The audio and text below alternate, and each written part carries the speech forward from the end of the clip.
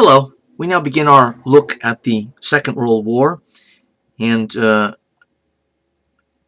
course, I don't think I have to tell you that this is extremely significant in the course of not just European history, but in world history as a whole. This was by far the most destructive war in all of human history. Nothing has even come close before or since. Let's hope it stays that way. And World War II, in a sense, is one of the great turning points in all of world history. There are many important consequences. I've put 4 on the screen here because we could talk about this itself as a whole unit. 4 of the many world-changing results of the war. First, it destroyed Nazism slash fascism as a dangerous and potent force in the world. Nazism, fascism, right-wing authoritarian governments had been on the rise between the First World War on the outbreak of the Second, and of course reached its most potent and dangerous form in Nazi Germany. So had Nazi Germany not been checked, defeated, it's quite possible that the world would have taken a grim and fatal or a fateful turn, frightening to behold. Secondly, the World War II ended that problem. It brought on another conflict known as the Cold War. The two countries that came out of the war, at least in the long term, as far and away the most powerful, were the United States and the Soviet Union, both allies during this war, but soon to be enemies in the Cold War.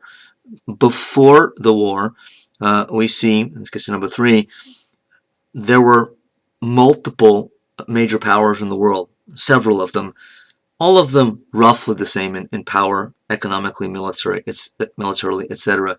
The United States had the #1 economy, by World War I at the latest. But nonetheless, many countries, the U.S., the Soviet Union, Japan, Germany, Great Britain, France, etc., were all roughly in the same kind of geopolitical category. This professors and international relations experts refer to as a multipolar geopolitical system, where there are multiple countries that are at the top. But World War II changes that drastically, and on the other side, into the Cold War, we see a shift to a bipolar system of world power, which again means 2 powers at the top, the US and the Soviet Union, what become known as the superpowers, and the conflict over 80 some odd years, or 50 some odd years, the Cold War. Fourth, and certainly not last, it is World War II that ushered in the nuclear age. It was the perceived need to build an atomic weapon before Hitler and Nazi Germany did so that pushed the United States into extreme emergency action, at least in the mind of American leaders, to beat the Germans to the game. And from there, the United States tested the first nuclear device, is the only country to ever have dropped nuclear weapons, 2 bombs on Japan at Hiroshima and Nagasaki, which we're not going to talk about just because it's outside of the province of European history, at least specifically. But nonetheless, ever since, and increasingly so over the next number of decades after the war, the world has faced the possibility of nuclear warfare and even nuclear holocaust. Not something that most people spend a lot of time thinking about, for understandable reasons. It's absolutely horrifying. That's even an understatement to contemplate. Nonetheless, it is World War II that brought this ongoing problem into being. The Nazi conquest of Europe, which you can kind of see here and see how extensive it was in the first years of the war, more or less by 1941 or 42, Europe was controlled by Germany. In a sense, this was a European Union by force, put into place by Nazi aggression, Nazi military, German military power. So all of the dark blue area was controlled one way or another by Germany by 1941 and 42, and the light blue area was at least occupied temporarily. This you see in the eastern part of Europe into the Soviet Union. This is the invasion of the Soviet Union. This also can be seen then as the beginnings of a planned Nazi empire in the East, into Eastern Europe, but as we see here, throughout Europe. And this put into reality, at least for the time being, something that was part of the Nazi ideology, as we saw in the last lecture, and we'll talk about a little bit more when we get to the Holocaust, but this having to do with Lebensraum, or living space, a huge feature of the Nazi ideology was that the world is a brutal struggle to survive between races. The Nazis saw everything, at least the true believer Nazis, saw everything as about race, and that the world was this brutal struggle to survive, a social Darwinistic struggle that was kind of a kill or be killed world between races.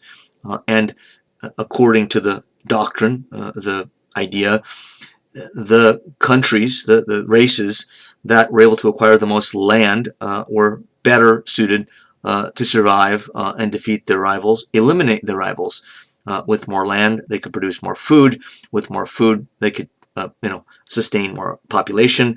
With more population, they could produce larger armies. So this move, not just throughout Europe, but a particular push to the east, with the eventual goal being the takedown of the Soviet Union, was part of this larger goal of Lebensraum. But the Nazi Germany did create an empire of sorts and an economic bloc of a kind. Not that that was its primary goal, but it certainly was a goal. The war itself began with the German invasion of Poland starting on September 1st, 1939, but was preceded by careful negotiations and careful diplomacy on the part of Nazi Germany with the Nazi-Soviet Non-Aggression Pact earlier in that year. So this, of course, shows a concern by Hitler and the Nazi leadership that if they invaded Poland, it might, would risk bringing the Soviet Union into the war, a major, opponent to have to fear. So the Nazis tried to get the Soviet Union to stand down, which they did successfully when this pact was finalized. As Thomas Childers, in a very good recent book on the Third Reich, history of Nazi Germany, he said, for Hitler, the Molotov-Ribbentrop Pact, those are the two negotiators, two foreign ministers of Russia and Germany, accordingly put an end to the threat of a two-front war. The Nazi-Soviet agreement would serve as a deterrent to Western interference. After all, with Russia at Germany's side, how could Britain and France hope to come to Poland's aid? At some point in the future, the score would be settled with Bolshevik Russia, meaning the Nazis would turn on them, but for the moment, cooperation between the two dictatorships was essential. And of course, the Soviets didn't know, at least Stalin didn't think, that Hitler was going to go back on his word eventually and invade the Soviet Union, but little did he know that that was already kind of in the plan and had been for many, many years. The German success, as you saw in the map a couple slides ago, the lion's share of Europe in German hands. And by the way, I didn't mention that the red area, Great Britain, for about an entire year of the war, was the only country still holding out and that was actually fighting against Germany. So every other country was either not involved in the war yet, or wouldn't be at all, or had already been subdued and taken, conquered by the Nazis. So Great Britain was alone for about an entire year, which is a remarkable story they'll kind of come back to in a while. But we need to get a grasp of how it was that the German military overran so much territory, shockingly, to the rest of the world in a short amount of time. And this brings us to Blitzkrieg, means lightning war. The Germans sometimes refer to this as the war of movement. And you can see in the picture, as well as number one, that the whole way of fighting this type of warfare, which the Nazis and Germans pioneered to great and devastating effect, as we've seen in the map, and we'll see further, focused on armored weapons, tanks, and other armored vehicles. And this was put at the center of military operations, at least on land. So, ironically, the idea had first come from two British military intellectuals, and the Germans read the work of those intellectuals, who had said that tanks, which had first come out and seen battle in the First World War, but that they were, and this is what the intellectuals from England focused on, one guy named Hart, and saying that tanks were used inefficiently. In World War I, they were used as kind of support for infantry units. So there might be a couple to a few tanks attached to a battalion going across no man's land, and a few tanks in the next battalion, and so forth. So tanks were spread out to support infantry units in World War I. And not only, of course, did the technology improve, so tanks were much better by World War II, but these two British military thinkers figured out that the only really effective way to use tanks is to concentrate them. You see in the picture, certainly concentrated tanks and armored vehicles, which means now the major thrust of any ground operation, military operation, is concentrated armored or tank units, hundreds of them moving together at a time, not spread out with infantry. And so now the relation to infantry has been reversed. The tanks now are in the lead, and the infantry supports the tanks, not the tanks supporting the infantry. So this brought not only concentrated firepower, but swift movement along with that firepower. So tanks could get through or beyond, around enemy lines quickly and do damage sort of in the rear, and that was part of the goal. Blitzkrieg was very much offensive in orientation, very much, and it tended to think about not taking on the enemy head-on, if possible, but going around the pockets of greatest resistance and then causing havoc and chaos behind enemy lines or enveloping, surrounding the enemy, all of which they did in one place at one time or another. So this was offensive warfare. And it was extremely effective against countries that sort of weren't so, didn't have such capability, at least first, or had never defended against it before. Eventually, the advantage wore off somewhat as other combatants, enemies, learned how to deal with this. But it was always hard to deal with, never easy. It also required, Blitzkrieg, that infantry and air power be closely coordinated. So the Germans, the Nazis, spent a great deal of their money, their resources, at least in terms of air power, not on high-altitude bombers as the United States did, some of the other countries in the war, but they had some of those too, but primarily on what are sometimes referred to as fighter bombers. The Stuka dive bomber being the most famous of them, but there were other types and models as well. But these are relatively small planes that look somewhat like fighter planes, but they move in, come down to close to ground level and drop bombs at a low altitude, usually ahead of armored units like the one you see in the picture here. So it would be timed and coordinated so that just as these units, tanks and infantry, get near enemy lines, fighter bombers come in and drop their bombs on the defenders to weaken them before this onslaught arrives. There was also the need and the capability of using radio to coordinate all facets of these kinds of operations. In the invasion of France in 1940, the French had just as many tanks and maybe even better tanks, but one, they didn't have sort of this kind of coordinated strategy, and two, they didn't have the same ability to communicate through radio.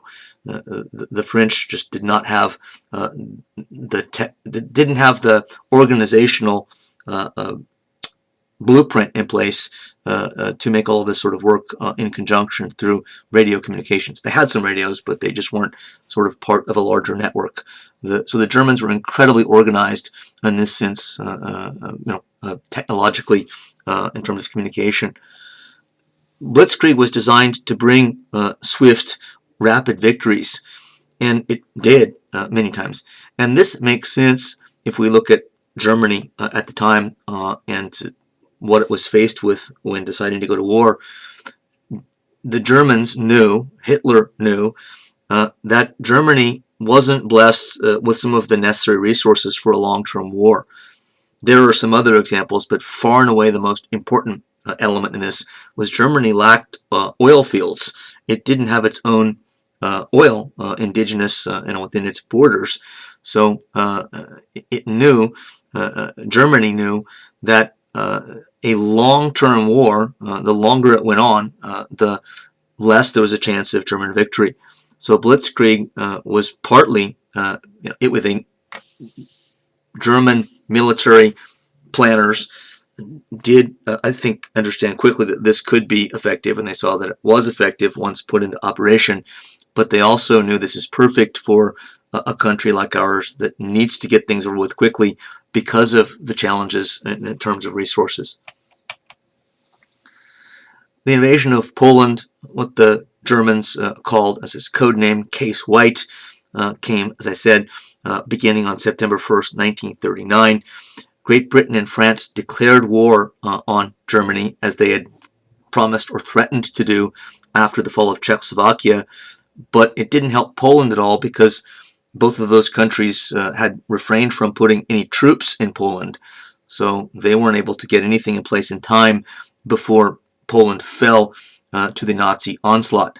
Poland is the first country that fired back at the Germans. We saw in the last unit that Germany had already entered and taken other countries, Austria, Czechoslovakia, but they weren't, they hadn't been fought against. So the invasion of Poland counts as the beginnings of World War II because the Poles were the first army to fire back. And they put up a valiant, spirited defense, but they were no match for the much larger, much more organized Wehrmacht, which just means German military. It was just too overpowering for them. And of course, the Nazi-Soviet Non-Aggression Pact helped a great deal too, because that pact not only got the Soviets to step aside, allow the Germans to invade without intervening themselves, but Stalin, the premier dictator of the communist Soviet Union, of course, wasn't going to make that deal without getting something in return. And so the concession that he extracted was that Germany would have to allow the Soviets to take part of Poland themselves. So as German tanks and troops rolled across the western borders of Poland to start the war, the Soviet Red Army rolled across the borders of eastern Poland and took its share, as agreed in the Non-Aggression Pact, of Poland. Not the first time by any means that Poland had been carved up by larger kind of predators around it in European history. But Poland did fall and World War II was underway.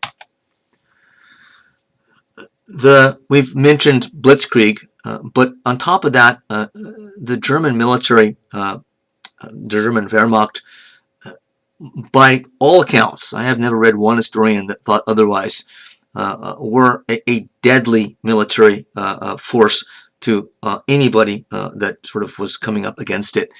So historians tend to be in complete agreement that the German Wehrmacht was the best fighting force in the world, at least better than any other combatant that it came up against.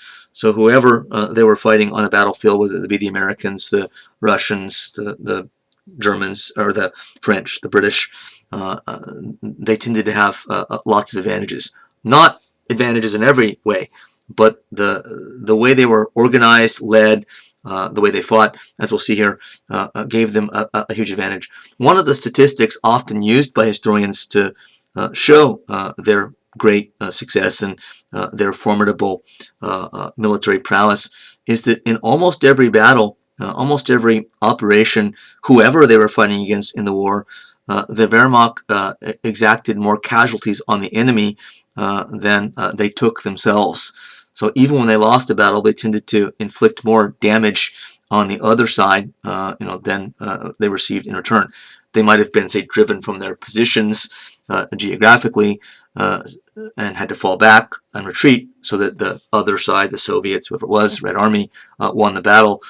But the Soviets would pay dearly because they would take more losses than their German counterparts. So the Wehrmacht's prowess was predicated on a number of things. Its leaders were extremely skilled, well-trained, a professional group of leaders, a general staff, as well as field generals. General staff are generals that leaders, officers that don't fight. They are planners, strategists, guys who do tactical, strategic, logistic things of great importance. And this is kind of, duh to us today. But the Germans kind of pioneered this, though it goes back to the 18th century, Frederick the Great and Prussia, but it certainly was done in a much more with much more professionalism and sort of widespread usage by this time. There were 10 areas of emphasis: selection, examination, specialized training, historical study of officers in training for the general staff and other field officers, inculcation of initiative, responsibility, technical tactical excellence, objectivity analysis, regeneration, and the leavening process. The latter two we can sort of skip. They get us into more complicated territory and ground. But suffice it to say that the Germans were really leaving nothing to chance. They were dividing things up into specialized sort of fields of study and analysis and experience in ways that were ahead of their time. They taught their troops, to both officers and enlisted men alike, to act decisively at all times. The thinking being, quote, an imperfect decision made in time is better than a perfect one made too late. So initiative was encouraged by soldiers. This is somewhat, I think, surprising to students, to readers of history when they first come across it, because especially Americans, we would tend to think that in a democracy where there freedom and prevails, that it would be American troops and maybe British troops that would be the ones taught to act decisively, not just to follow orders. And I think we tend to think on the other side that the Germans, and under a Nazi dictator, Adolf Hitler, would be the ones who acted as kind of robots and automatons, blindly following orders and terrified to defy their officers at all. But nothing could be further from the truth. In fact, again, goes back to the Prussian military, which we've studied off and on in this class already. But they were already taught then, and this just continued apace into the 20th century. But German troops, far more than any other combatants in the war, were taught to act independently, to act decisively, to take their own initiative, even more than American troops. In fact, Generals Eisenhower and Marshall, the two big names on the American side, they started doing this themselves, but they were more or less taking a page out of the German playbook in order to do it. So the fact that the United States trains its troops to think this way now can be said to come initially from learning from the way the Germans had done it centuries before this, but to much bigger and more devastating effect here. Part of the reason, I guess it's maybe obvious, that it makes for more effective fighting to teach troops to think for themselves, to take the initiative, is not so that they disobey orders, but so that in emergency situations they can respond if things don't go according to plan. And in warfare, things rarely go according to plan. Dwight Eisenhower, the American general just mentioned, said that you must have a plan, and then you must be willing to leave the plan. So you have to have a plan, but it almost always requires you to deviate from that plan. Also, people get killed. So what happens if the commanding officer in a unit gets killed and nobody else there has any experience, taught, has any sort of inclination to take the initiative? Then the unit falters. So everybody, anybody could be asked to step up to the next level at some point. So they were basically all taught that you have to act independently. When the Germans invaded France in 1940, which we're about to get to, General von Manstein, one of the great generals of the war in terms of being a strategic mind of great brilliance, he told his officers, tank officers like Rommel and Guderian, famous guys because of this, that you must get across the Meuse River, which is just inside of France. He said, I don't care how you do it, but you must get inside the Meuse. So you do it your own way. You take the initiative. You've been trained. You're professionals. You guys know how to think. You think your way through it, but you better get across the Meuse River. So the officers in this kind of training, this kind of way of fighting war, weren't just saying, hey, do whatever you want, and it's no big deal if you fail. They're saying, you take initiative, do it your own way, do what works, but it better work, or there'll be hell to pay, which there often was, of course. Nonetheless, I do think it comes as a surprise to people to learn this, that initiative was an advantage for the Germans and not for the Americans, at least at first, or the British. It was Germany more than anybody else that was sort of doing it this way. Also, German units tended to stay together throughout most of the war. That's, of course, those soldiers that lived, and it was often true that units were completely obliterated. But experienced soldiers who did happen to stay alive tended to stay together, and this helped to bring extra camaraderie to the German military ranks, which I think is another explanation for the Wehrmacht's great success and ability to fight sort of against any foe. The German invasion of France in 1940, known codename Case Yellow, in the spring of 1940, as you see the quote from von Manstein already mentioned. But this is the invasion that really caused the rest of the world to sit up and take notice. President Roosevelt of the United States among leaders in this regard, because France had been one of the major powers in European history and in the world for hundreds of years. We tend not to think of France as a major power now at all. And we don't think of them as a country with military prowess now, even though they are a nuclear power and one of the richest countries in the world. So they're still kind of in the top echelon of powers in the world. But we tend to think of them having lost in World War II and having lost in Vietnam, etc.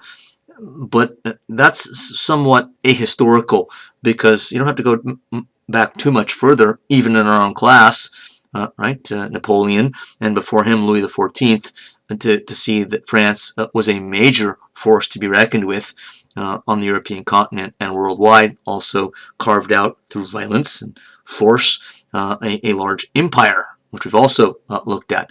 So when France not only fell, but fell in less than 5 weeks, the swastika was flying over Paris less than 5 weeks after the invasion began, the rest of the world was in shock, understandably. Poland falling was somewhat expected, but remember that France had at least held the Germans at bay on the Western Front, inside the frontiers of France, for 4 years.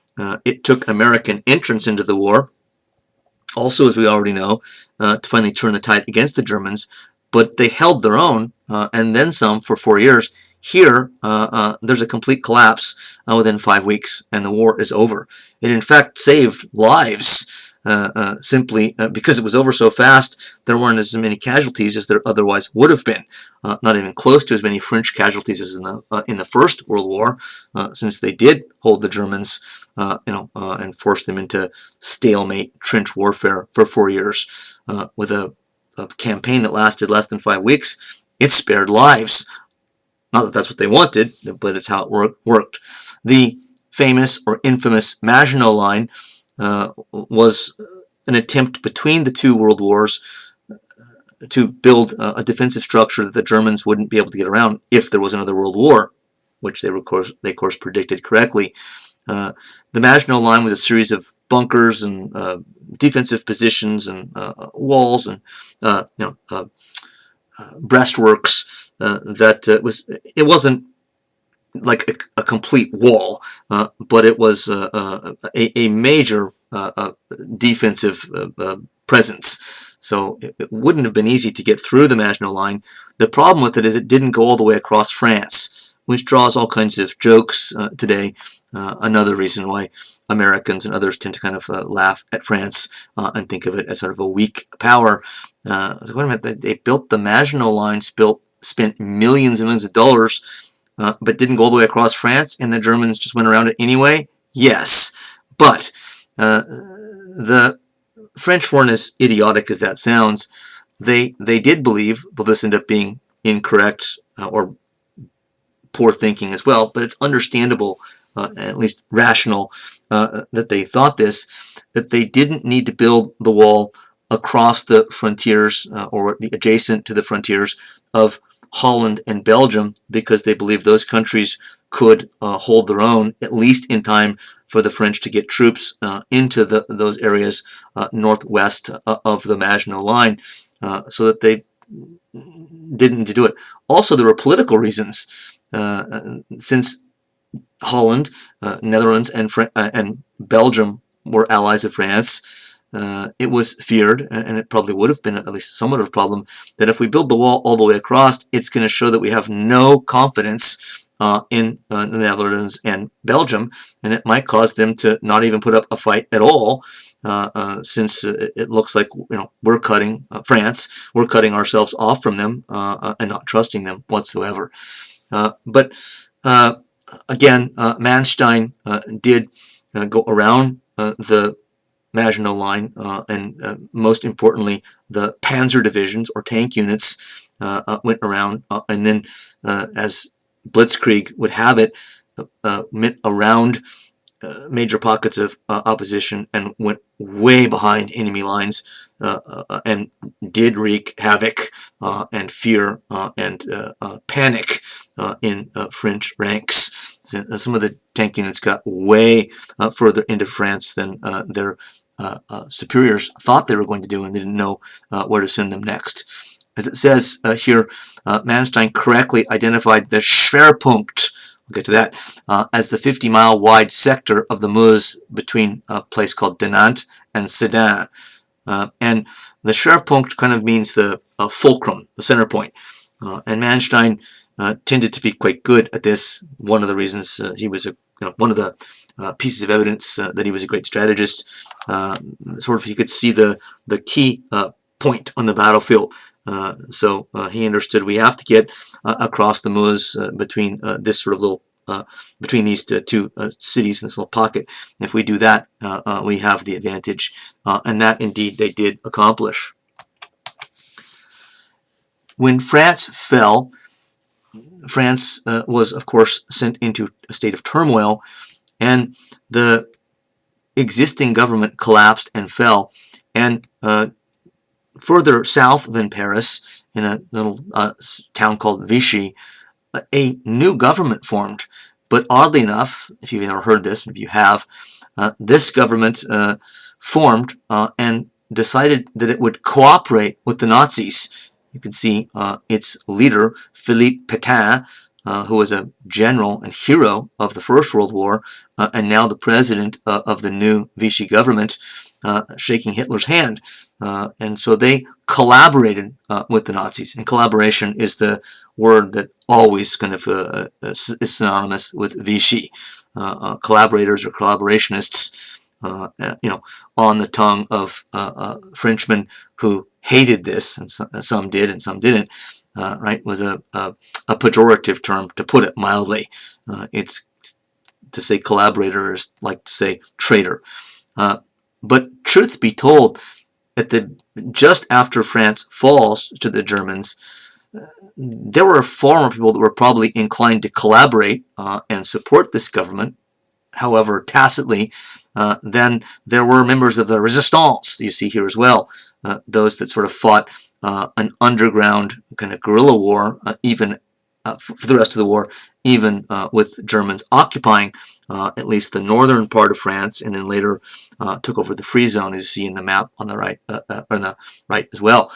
So the point is that by the end of the war and after, if you go there today and talk to people about their relatives or their ancestors or grandparents, whatever, who fought in the war, they're probably almost all likely to say, yeah, they fought in the resistance, supported the resistance, but many of them would be lying because they're not going to say, maybe they don't even know, that their grandparents or great-grandparents actually were supporters of the collaborationist Vichy government, because many of them thought it's the best way to get through the war. After the war, these leaders were tried and a number of them executed for treason. As you can imagine, the French, even people who had supported the Vichy quietly as average citizens, turned against this government later on. And so these guys have been seen as villains to the French ever since, members of their own society, leaders from their own country. But their idea was that we're going to sort of ally with the Germans and now get sort of the best deal possible. Because we've been defeated, we might as well cut a deal that helps us out. As Gerhard Weinberg, in a great, huge book fairly recently called A World at Arms about the war, says, one of the great works of scholarship on the war, the new Vichy government leaders were not deterred by their treaty promises to England not to make a separate peace with Germany. A permanent direct association of the two countries in some kind of merged combined state was the idea, Germany and France. A deal with a winning Hitler looked more promising than a union with a losing Britain. So the Vichy government, among other things, made a separate peace with Germany, which they weren't supposed to do based on their alliance with Great Britain. You probably also know, which I should have pointed out in the last slide, that helping to defend France, however unsuccessfully, was a British expeditionary force, just like in World War I, much of which got caught in a pocket and surrounded at Dunkirk on the beaches, leading to a famous event in the war that I don't have pictured in the slides, where ships from all over the south coast of England, from rowboats to huge, ocean liners to tugboats, everything in between, often manned by civilians, came across the English Channel to rescue British and some French troops from the beaches. I think they took about 300,000 away safely. Hitler probably could have crushed most of those troops and didn't unleash his tank or panzer units for reasons that historians still debate and sort of are perplexed by to this day. So the Vichy government was trying to kind of find a middle ground so that France would have some say in what happened after they'd been defeated in devastating fashion and now occupied by Germany. But Vichy, among other things, but most, I think, horribly from our perspective, not only collaborated with the Nazis, but they collaborated in some aspects of the Holocaust, helped the Germans to identify French Jews, many of whom, of course, were rounded up and sent to death camps and to the middle and end of the war. So the Vichy government had a lot to answer for, and indeed did when the war actually ended. The Resistance had limited success, and at first a small number of supporters and active members, but as the war went on and it turned in favor of the Allies and against the Germans, it got more and more support, more and more people signing up for it. But it was extremely dangerous work. The Resistance would blow up German supply trains, assassinate officers, carry out acts of opposition and sabotage wherever it could. But it was dangerous to do so, because if a German officer got assassinated and they didn't know, they didn't capture the group that did it, or even if they did, the Germans would just sort of go in at random sometimes and round up, 300 citizens in Paris, wherever it was, and take them out in the countryside and just machine gun them and kill them. Not even people who had anything to do with the assassination or the violence, whatever act it was on the part of the resistance. So the Nazis made the French population pay a price for their guerrilla soldiers fighting against Germans. On the other side, Vichy collaborated. The government, the Free French government in exile in London, led by the inimitable Charles de Gaulle, you see pictured here, put up opposition to the Nazis, though from afar, and tried to sort of, in a sense, carry on as usual and lay a basis for a return of French government, the type that they'd had before, non-collaborationist to be sure, before the war. De Gaulle had been a tank general in the war, so had fought in that 5 weeks of futile effort against the Germans, but he became the potent symbol of sort of French pride and French willingness to continue to put up opposition in whatever way possible through from afar. So, and de Gaulle, of course, you may already know, went on to be president of France on a number of occasions after the war. De Gaulle was an incredibly arrogant figure and very, very chauvinistically pro-French. He gave the Americans fits as an ally during the Cold War afterwards, because he often refused to cooperate with them. Sometimes it appeared just to piss American leaders off, like President Eisenhower later on. An important, though not that often talked about episode of the war, actually throughout the war, campaign I guess we should say, is the Battle of the Atlantic. So this isn't seen in many of the movies, but it was incredibly important, because this was part of, as it says, the desperate need of Germany to keep American arms and supplies from reaching Europe. So German U-boats or submarines, usually attacking convoys of ships, bringing weapons and supplies, mostly from the United States, from other places too, to mostly Great Britain on the other side, sometimes escorted by fighter planes and warships, sometimes going alone, and it was extremely dangerous work. The wolf packs, the packs of submarines, hard to detect, and they did a great amount of damage in the end. And you see at the bottom the percentage of ships crossing the Atlantic to Great Britain sunk by German U-boats per year of the war. So in 1939 and 40, 2% of those ships crossing were sunk.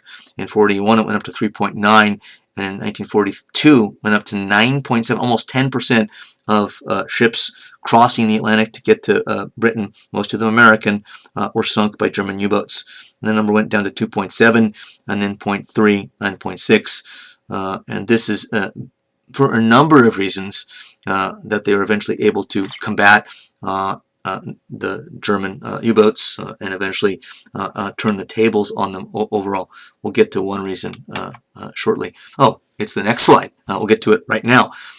This is because, in part, of the breaking of the German code, figuring out the secrets, sort of picking the lock of the Enigma machine through the Ultra program, the name of the program, top secret, of British intelligence, to break that very code. And the most significant figure here is Alan Turing, a brilliant mathematician, Young, leader of a whole team of brilliant mathematicians and scientists, but he gets the lion's share of credit and does indeed deserve it. As Andrew Roberts, in a good recent book on the war, says succinctly, Turing's contribution to victory was enormous. So he's not usually given that much credit because he wasn't a military figure per se. But breaking the German code, and he did so primarily with what you see in the upper right, which is called the bomb.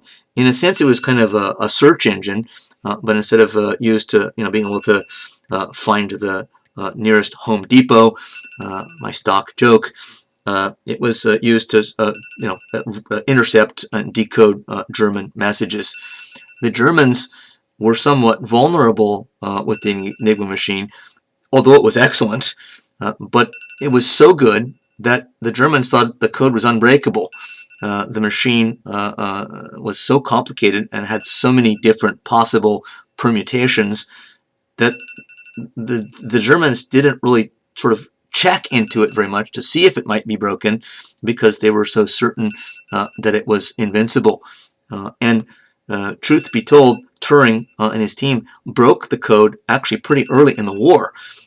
So for the rest of the war, not all the time and not everywhere, there were certain times where it went dark for various reasons, but they were intercepting German messages from sort of the highest levels, or virtually so, of both the political and military side of the German or Nazi government. And maybe the place or the part of the war where it was most successful was in the Battle of the Atlantic. That's why I put this here. They knew where German U-boats were concentrated and going to be, and could then plan the ship convoys accordingly to kind of steer around them, avoid them for the most part.